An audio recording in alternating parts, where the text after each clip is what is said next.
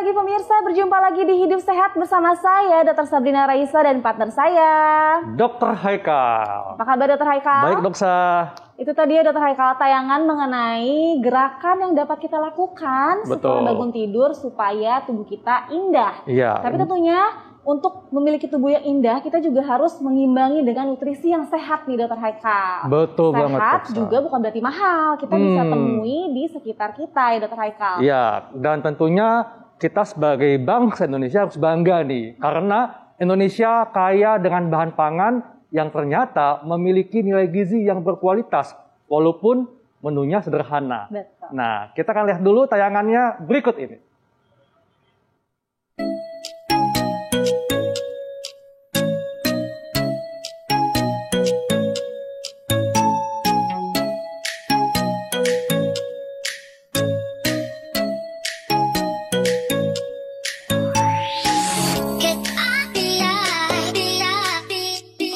Pemirsa Hidup Sehat, hari ini tepat tanggal 25 Januari 2020. Diperingati sebagai Hari Gizi Nasional loh. Ngomong-ngomong soal gizi, apakah sarapan Anda hari ini sudah kaya gizi? Nah, sebagaimana kita tahu, Indonesia ialah negara yang memiliki kekayaan alam bermacam-macam. Mulai dari kekayaan alam di darat hingga lautan. Bukan tidak mungkin untuk mencari bahan makanan bergizi tinggi tidaklah sulit. Pemirsa, makanan kaya gizi ialah makanan yang mengandung seluruh nutrisi yang dibutuhkan untuk tubuh kita, seperti karbohidrat, protein, lemak, dan vitamin. Nah, apalagi pola hidup sehat saat ini sudah menjadi sebuah gaya hidup. Maka dari itu tidak sulit untuk mencari sumber makanan kaya gizi. Tidak perlu mewah, mahal, dan kualitas impor. Makanan kaya gizi juga bisa kita dapatkan dari bahan-bahan lokal, bahkan yang ada di pasar. Dengan kekayaan alam Indonesia dan mudahnya mendapatkan bahan makanan kaya gizi, diharapkan dapat memperbaiki kualitas akan kebutuhan gizi masyarakat Indonesia. Makanan kaya gizi sangat penting untuk semua orang karena dipercaya dapat menjaga tubuh dari berbagai macam penyakit. Nah, kira-kira seperti apa ya menu murah dan kaya gizi? Simak yuk jawabannya bersama dokter di studio Hidup Sehat berikut ini. Nah, tuh, betul kan? Meskipun bentuknya sederhana, tapi ternyata mengandung nilai gizi yang berkualitas. Dan tentunya rasanya nggak kalah dengan menu-menu yang mahal lainnya. Nah, untuk membahasnya, di tengah kita sudah ada Dr. Feni Nugraha, spesialis gizi klinik. Pagi dok, apa kabar? Halo, pagi dok, sehat. Pagi. Iya, dok. Kita akan membahas tentang menu-menu apa saja yang murah tapi ternyata kaya gizi, dok. Nah, namun sebelumnya ada fakta mitos nih, dok, ya.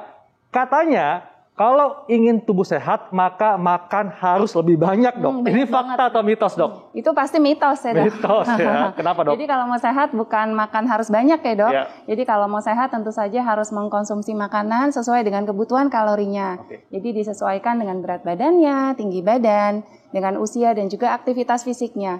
Dan juga perhatikan jenis makanan yang dikonsumsi. Sudah pasti harus beragam, mengandung gizi yang lengkap dan juga seimbang.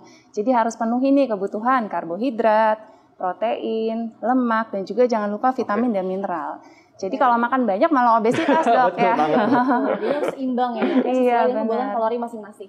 Terus katanya nih dok, ngomongin kalori nih bagi orang yang sedang diet nih dok. Katanya tuh makanan yang digoreng-goreng itu nggak baik untuk kesehatan. Nah, itu fakta atau mitos, dokter? Nah, itu fakta, dok. Fakta. Fakta. Jadi, makanan yang digoreng pasti mengandung tinggi akan lemak yang tidak sehat. Atau kita kenal dengan lemak jenuh ya, dok.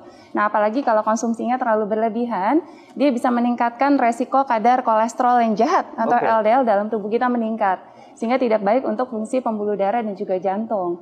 Apalagi nih kalau kita menggorengnya pakai minyak jelantah, dok, yang memang sudah digunakan berulang kali, itu akan menghasilkan senyawa yang dapat meningkatkan resiko terjadinya kanker dan juga berbahaya untuk kesehatan karena terbentuknya berbagai radikal bebas. Dan juga makanan yang digoreng sudah pasti mengandung tinggi kalori, dok. Iya, sudah pasti akan meningkatkan resiko obesitas gitu. Oke, kalau gitu dok, berapa batas makanan yang digoreng yang boleh dikonsumsi dalam sehari, dok?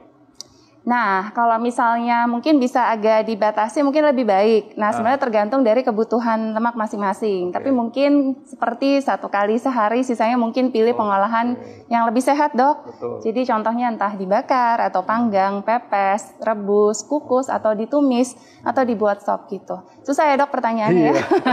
Kalau ditumis berarti boleh, Dok, ya? Boleh. Jadi kalau tumis mungkin menggunakan minyak yang sehat, seperti minyak zaitun atau canola gitu. Iya. Oke.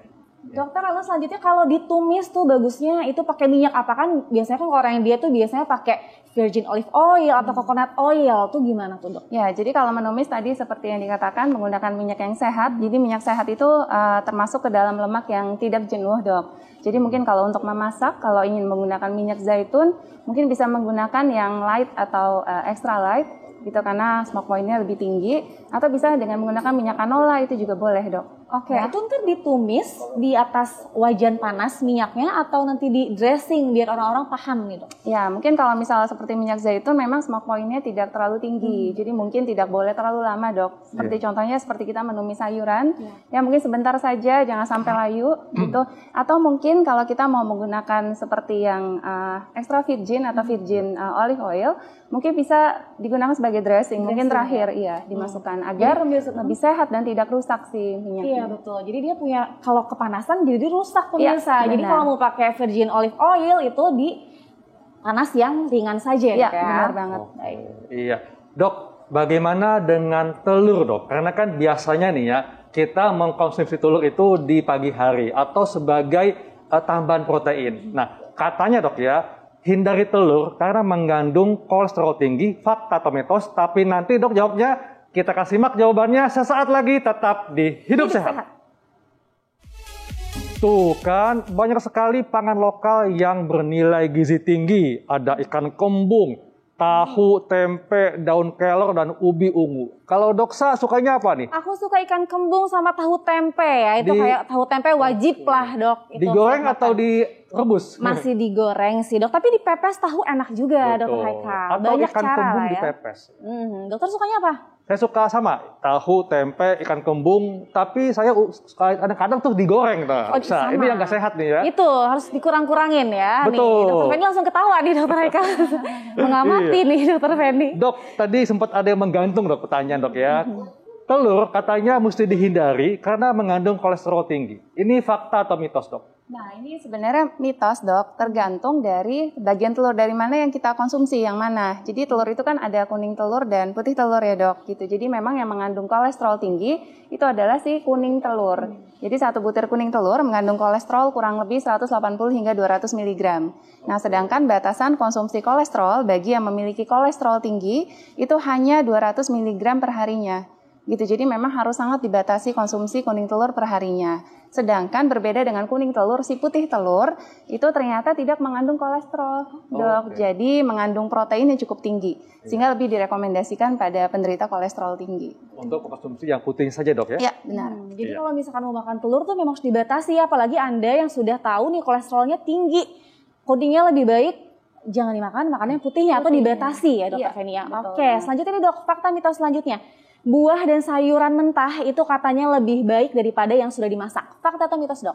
Nah, itu fakta, Dok. Fakta. Ya, kenapa? Karena di dalam buah dan sayur ini mengandung berbagai vitamin, mineral, dan juga antioksidan gitu. Di mana warna-warni yang berbeda, antioksidannya berbeda. Nah, ketika kita mengolah si buah dan sayur, contohnya nih seperti dimasak, ternyata bisa mengurangi atau merusak kandungan vitamin dan mineral yang ada di dalamnya. Apalagi kalau suhunya terlalu tinggi, Dok. Gitu memang lebih direkomendasikan konsumsi mentah, asalkan pencucian dilakukan secara baik dan benar, agar terbebas dari kotoran, bakteri, telur cacing yang menempel dan mungkin bahkan tidak terlihat gitu.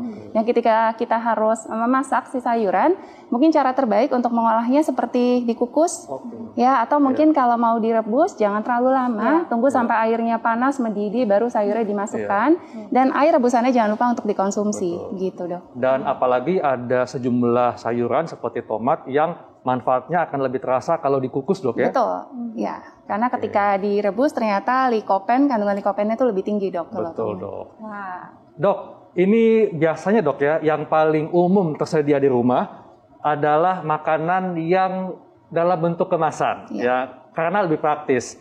Nah, Namun dok, katanya kalau makanan kemasan itu mengandung bahan pengawet, jadi tidak sehat untuk dikonsumsi. Ini fakta atau mitos dok? Nah, ini menjadi fakta kalau konsumsinya berlebihan dok. Ya, dengan catatan berlebihan. Jadi makanan kemasan atau makanan siap saji ini cenderung biasanya mengandung lemak yang tidak sehat atau lemak jenuh, tinggi gula, tinggi garam, dan juga tinggi kalori.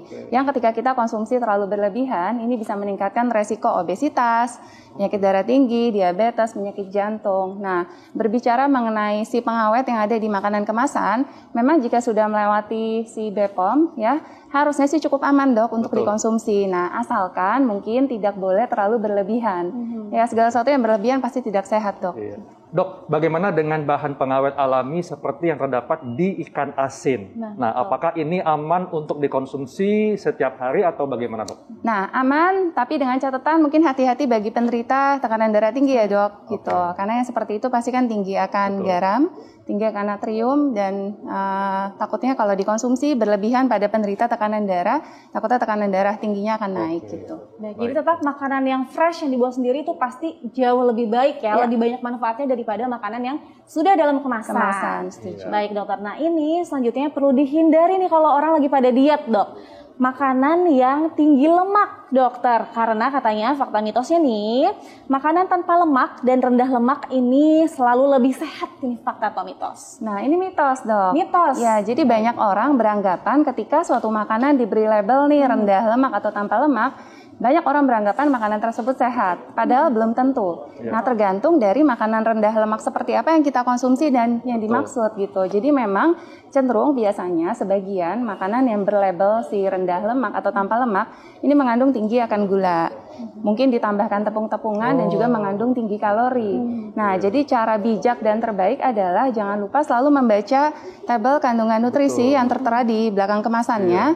Itu adalah cara paling baik untuk menyeleksi makanan rendah lemak seperti apa yang kita konsumsi seperti itu. Iya, betul banget dok. Memang ternyata cukup banyak nih orang ketika dia takut lemak tapi menggantinya dengan yang mengandung gula, tepung, malah akan menambah kalori dok ya. Jadi sama aja dok seperti itu ya.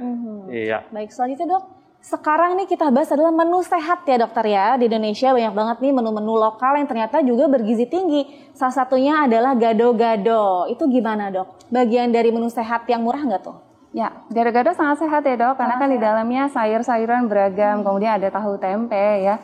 Sumber vitamin, mineral, dan juga ada seratnya, dan juga ada antioksidan. Tapi mungkin harus yang hati-hati adalah penambahan dari si bumbunya yang terlalu banyak ya dok. Iya, karena si sausnya itu kan kombinasi antara tambahan kacang, ada gulanya belum gitu.